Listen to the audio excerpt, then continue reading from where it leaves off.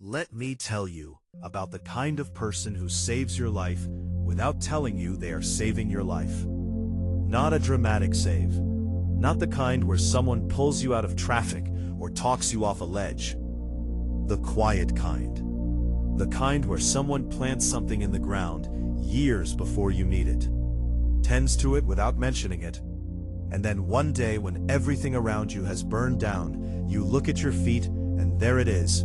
Still growing, exactly where they put it, waiting for exactly this moment. Sandra Voss saved my professional life twice.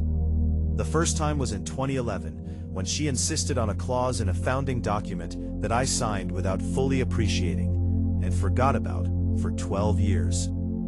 The second time was in the 6 weeks after March 14th, when she managed the flow of information between what she knew and what she told me, with a precision that I did not fully understand until much later. Until the night she sat across from me in my kitchen with a printed page and a highlighter, and a name on it that changed everything. But that is episode 9. This is episode 3.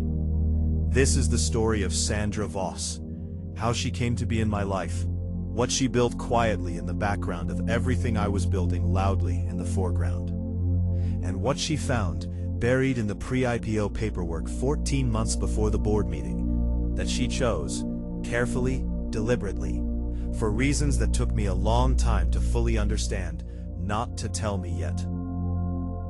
I am telling you this story from my perspective, which means I am telling you what I eventually learned, not what I witnessed directly. Sandra told me some of it herself, some of it I pieced together, some of it I am still filling in the gaps on. But here is what I know. Velox was 4 months old, and the 3 of us were still in the office above the dry cleaning shop, and the credit cards were close to their limits, and we had one client who was paying us just enough to believe we were a real company if we did not look at the numbers too carefully.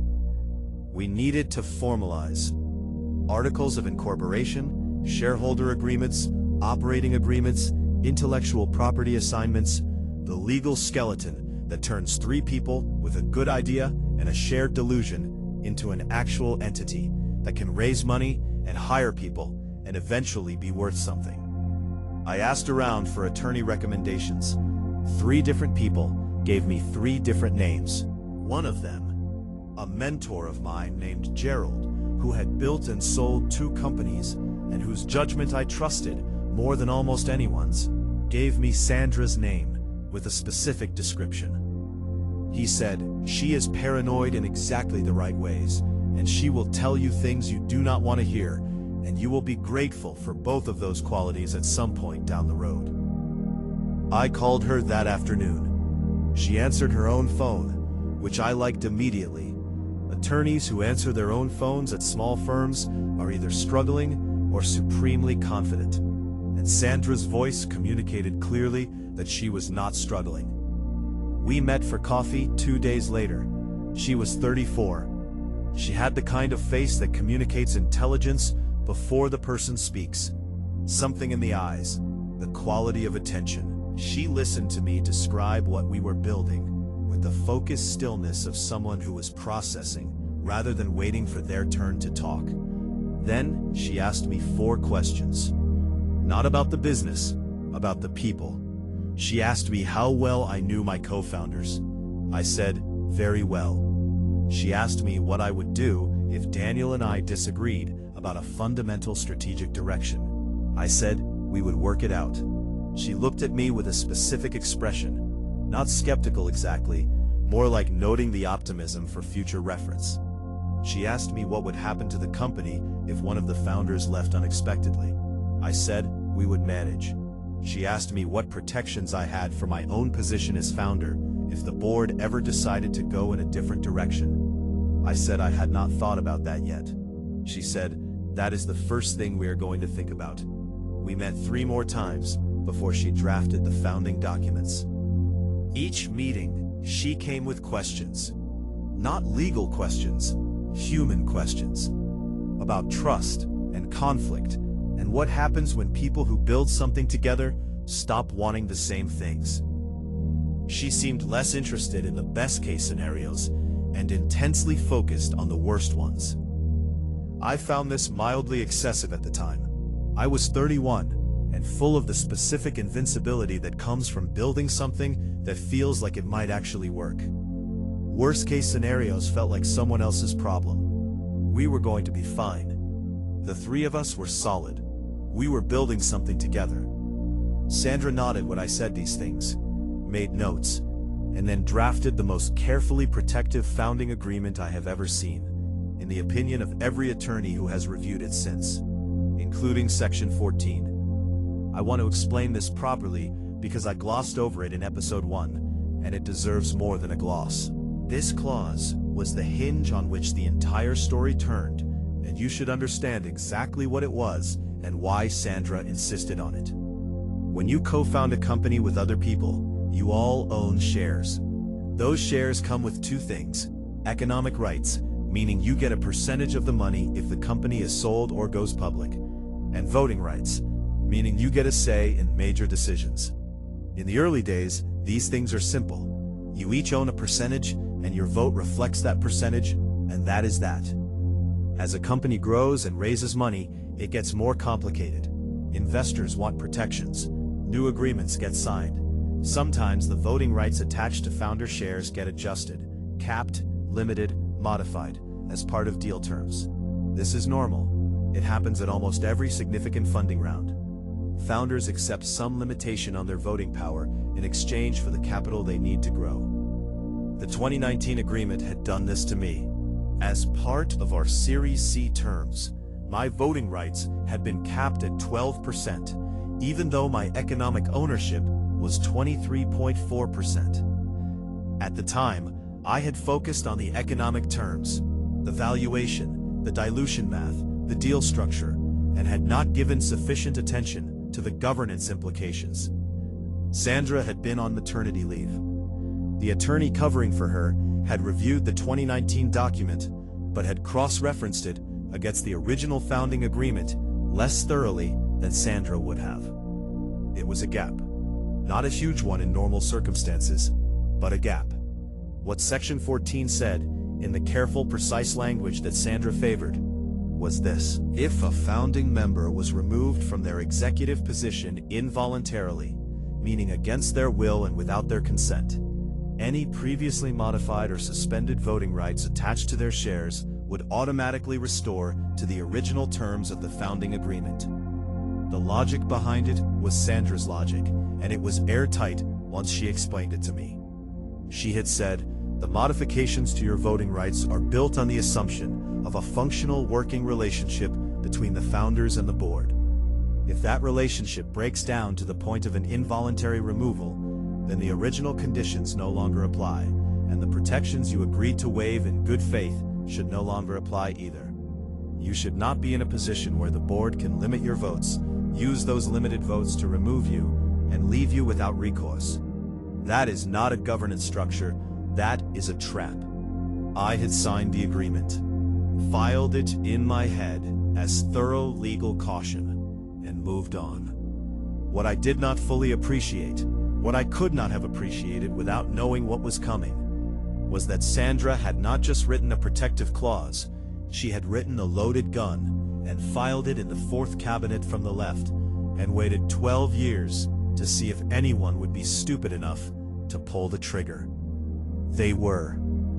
Sandra told me about her morning of March 15th, during one of our meetings in the weeks after. She told it the way she told everything, precisely, without editorializing, letting the facts carry the weight. She woke up at her normal time, made her children's lunches, drove them to school, returned home and made coffee, and sat at her kitchen table for 20 minutes before going to her office. This was her routine, she told me. 20 minutes of quiet before the day started, because once the day started, it did not stop. At 7:43 a.m., she received an email from the attorney representing Velox's board. Not Daniel's personal attorney, but the firm the company retained for governance matters. The email requested a call to discuss the recent leadership transition and its implications for certain ongoing legal matters.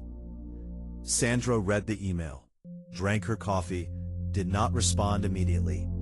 Instead, she drove to her office, went directly to the filing room, a room her paralegal described as the most organized space in the building. Every file labeled, every folder dated, the whole system reflecting Sandra's particular conviction that documents are the skeleton of every relationship, and skeletons deserve proper care.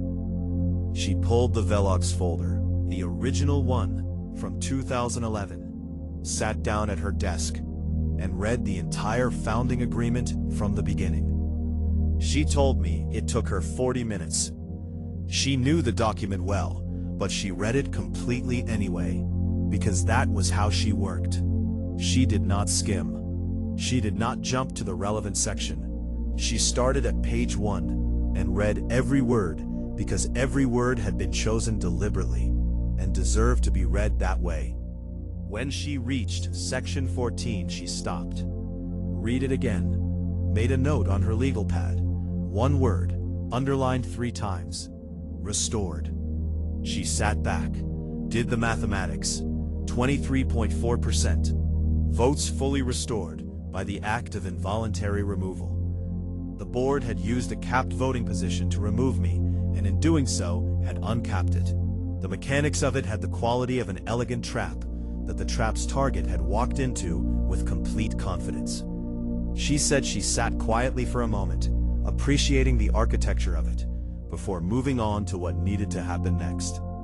Then she opened her laptop and pulled out a different file. This is the part Sandra told me about much later, not even before the second board meeting. She told me in pieces, over time, as the situation developed and I became someone who could be trusted with the full picture without doing something rash with it. I will tell you what I know now, assembled into the sequence that makes sense, understanding that I did not know most of it when it was happening. 14 months before March 14th, in January of 2022, Sandra had been conducting routine due diligence on Velox's pre-IPO paperwork. This was standard work, the kind of detailed legal review that precedes a public offering, and involves going through every document, every agreement, every piece of the company's legal and financial history to make sure there are no surprises in the S-1 filing. She was reviewing the cap table. The cap table is the document that shows exactly who owns what in a company. Every shareholder, every share class, every percentage. For a company preparing to go public, it needs to be completely clean and completely accurate, because it will be disclosed publicly, and any discrepancy will be found. Sandra was cross-referencing the current cap table against historical transfer records. Standard work. The kind of thing that takes days and generates very little excitement. On the 4th day, she found something that generated a small amount of excitement. 3 entities appeared in the transfer records that she did not immediately recognize. Delaware-registered holding companies, the kind of structure that is entirely legal and entirely common and used for any number of legitimate purposes, from tax efficiency to investment privacy. By themselves, they meant nothing unusual. But they had been acquiring Velox stock in small tranches, spread over time. Each individual transfer below the threshold that would trigger mandatory disclosure requirements. Individually invisible. Collectively, when Sandra added them up, significant.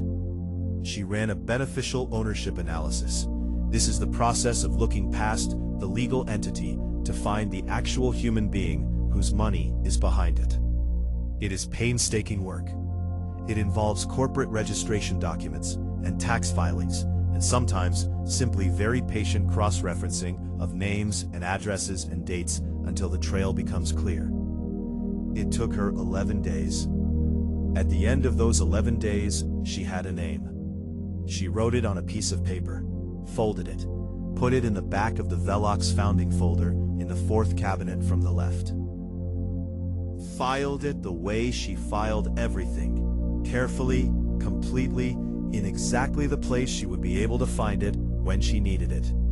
She told no one, not me, Not Daniel, not the board, not her paralegal. She sat on it for 14 months and watched and waited with the particular patience of someone who understood that information delivered at the wrong moment is not information, it is a grenade, and grenades require timing. On the morning of March 15th, sitting at her desk with the founding agreement open to Section 14 and the mathematics of my restored voting rights clear in front of her, she opened that other file again. She read the name on the folded piece of paper.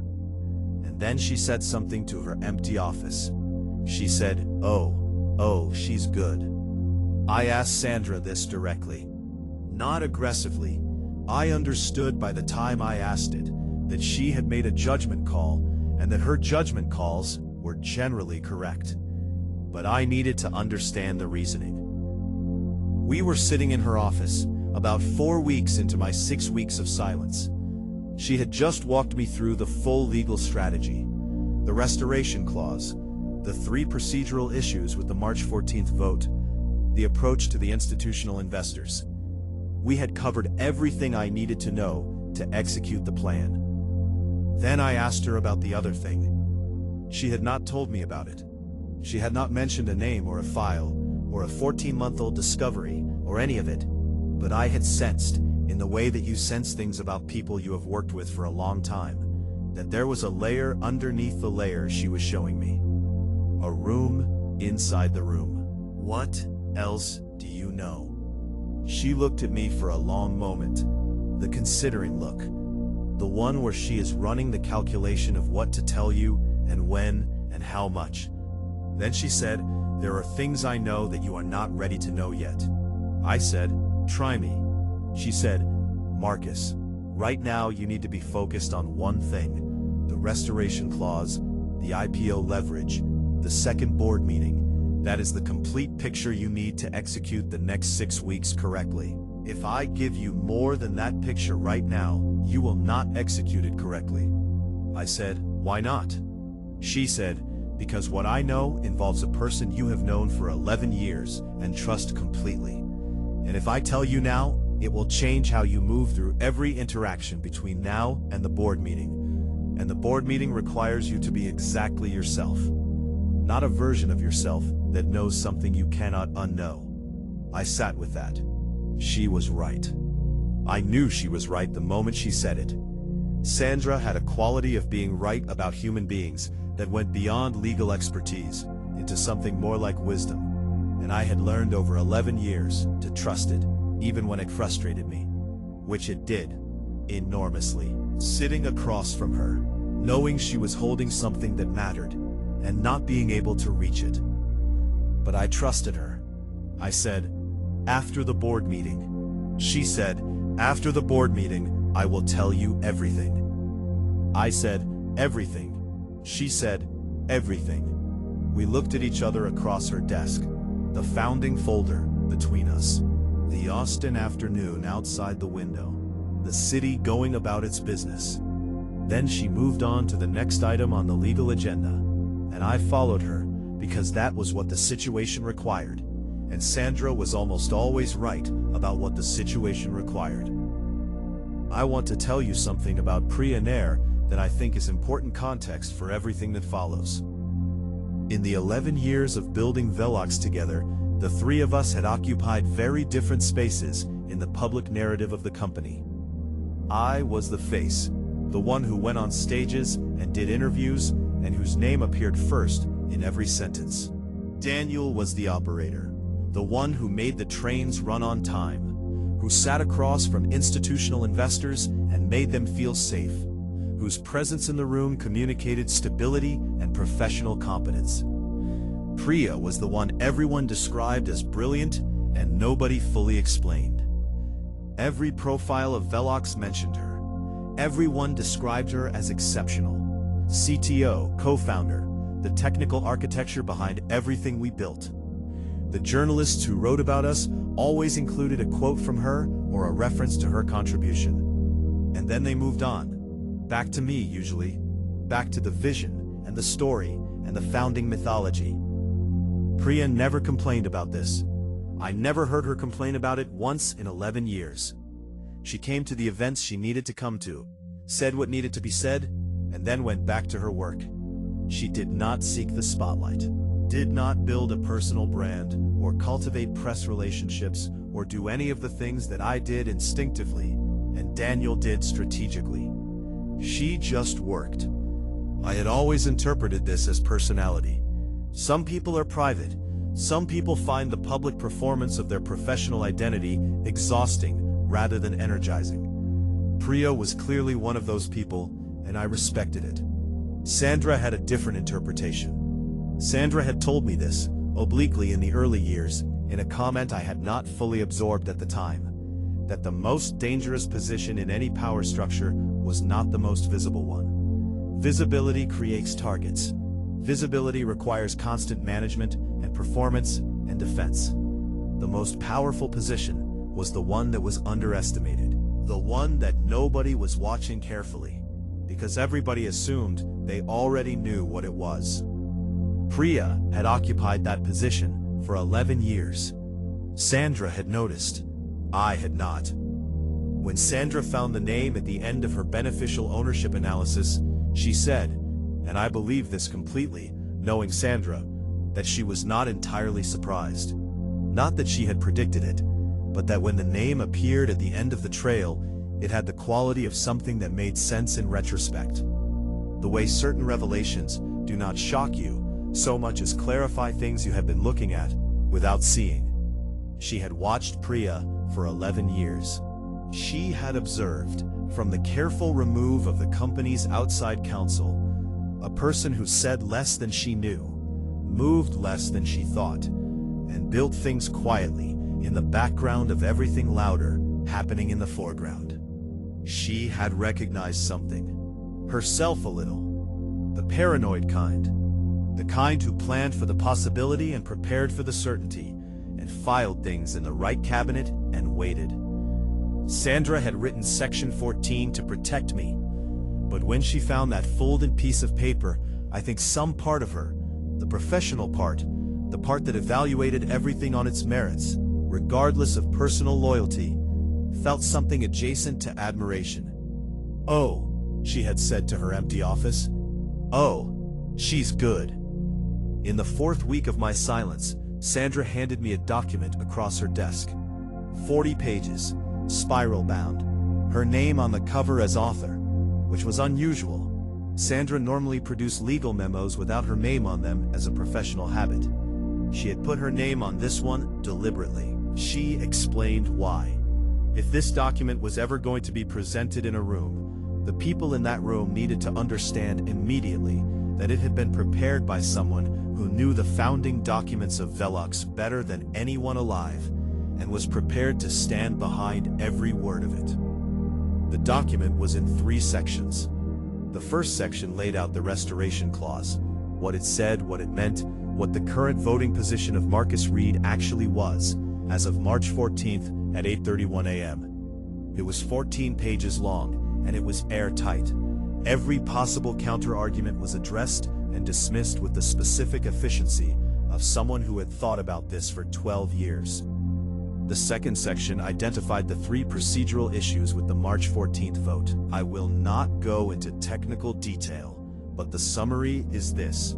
The board had moved fast and confident, and in their confidence, they had made 3 procedural errors that individually were arguable, but collectively constituted a governance problem that any competent IPO underwriter would flag as material risk. Not deal-killing, but significant enough to require disclosure and explanation in the S-1 filing. And disclosures that required explanation in an IPO filing had a way of becoming press stories that required further explanation, and press stories that required further explanation had a way of affecting share price. The third section was a proposed resolution, not my reinstatement by force, not a legal threat, a restructured governance arrangement that resolved the procedural questions, addressed the board's legitimate concerns about leadership, and gave everyone in the room a way to walk forward with the IPO intact and the company stable. The kind of solution that was so clearly right that refusing it would require a level of stubbornness that even the most entrenched board member would struggle to defend with a straight face. I read it twice. Then I looked up at her. "This is everything," I said. "It's enough," she said. There was a distinction there, and she meant it. She had not given me everything. She had given me exactly what I needed for the next step, and nothing beyond it. I did not push. I had learned by that point that Sandra's calibration of information was a form of strategy in itself. "The meeting," I said. "When?" "4 weeks," she said. "The IPO pressure will have built sufficiently by then. The investors you're meeting with will have had time to process the conversation. Daniel will have had enough time in the role to start feeling the weight of what he got wrong. You want him uncomfortable before I walk in." There is a difference. Uncomfortable people react. Realistic people calculate. I need Daniel Cross calculating when you walk into that room, because a calculating Daniel is going to see the document and understand his position and make the right decision. An uncomfortable Daniel is going to feel cornered and do something unpredictable. I thought about that. "You know him pretty well," I said. "I've watched him for 11 years, she said, from a useful distance. 3 days before the second board meeting, Sandra called me at 9 p.m. She never called after 9. This was one of her rules. She was a person of rules, Sandra, in the way that only deeply organized minds are. The rules were not arbitrary. Each one existed because she had learned at some point what happened when it was broken. She called at 9 p.m. on a Tuesday. I answered immediately. "Is something wrong?" I said. "Something is confirmed." A pause. "I received a call today from Charles Park's attorney," she said. Charles Park was one of the institutional investors I had met with, the one who had asked me about Priya. "What did he want?" I said. "He wanted to inform me," Sandra said carefully, "that Mr. Park intends to support the governance restructuring proposal at the board meeting, and that he believes at least 2 other institutional investors will follow his lead." I absorbed that. It meant the votes were there. The second meeting was not just a confrontation. It was a conclusion. "That's the confirmation we needed," I said. "Yes," Sandra said. A pause, longer than her usual pauses. "Sandra," I said. Charles asked me about Priya at our meeting. He asked what she thought about all of this." Silence. "I know," she said. "You know he asked me?" "I know why he asked you," she said. The longest pause of the conversation. "Sandra, Marcus." "After the board meeting," I said. "After the board meeting," she confirmed. Her voice was completely level. The level of someone who is holding something with both hands and has no intention of putting it down before the right moment. "Everything," I said. "Everything," she said. Then she said good night and hung up. I sat in my office for a long time after that call, the whiskey glass on the desk. I had stopped pouring it at some point in those weeks and started keeping it there empty as a kind of reminder. A reminder of the night I had almost needed it and hadn't. A reminder that the worst night had passed, and what came after was not drinking alone in the dark, but working and waiting and trusting the right people. I looked at the empty glass. I thought about Section 14, about 40 pages with Sandra's name on the cover, about Charles Park and the 2 investors who would follow his lead, about the second board meeting in 3 days. I thought about Priya's face when I had walked into that boardroom 6 weeks ago, the thing I had not been able to read, the 5 simultaneous thoughts she had chosen to show none of. I thought about Sandra's voice saying, "Oh, she's good." I did not know yet what I did not know. I was sitting at the edge of something large without being able to see its shape. But something in me, the part that had built a company from nothing, the part that had learned to read rooms and people and the atmosphere of situations before they were fully legible, felt the shape of it, even without seeing it. Something was coming that was larger than the second board meeting. larger than my comeback. Larger possibly than anything Daniel or I had been fighting over. I just did not know what it was yet. 3 days later, I walked into the boardroom. Arrived first this time. Sat at the head of the table and waited. Sandra Voss spent 14 months sitting on a secret that would have changed everything if she had told it too soon. She did not tell it too soon. She waited until the board meeting was over, and Daniel and I had found our uneasy peace, and the IPO was back on track, and the company was stable. Then she sat across from me in my kitchen and put a printed page on the table between us and said, "Read this." And I read it. And the story I thought I understood completely, the story of a founder who got fired and fought his way back, turned out to be the smallest story in the room. The largest story had been happening quietly, patiently, in the background, for 4 years, and its author had been sitting at our founding table the whole time. Quiet. 6 weeks of silence from the outside. What was actually happening on the inside? The meetings nobody saw. The man behind the founder. And the one conversation with my daughter that changed how I understood everything.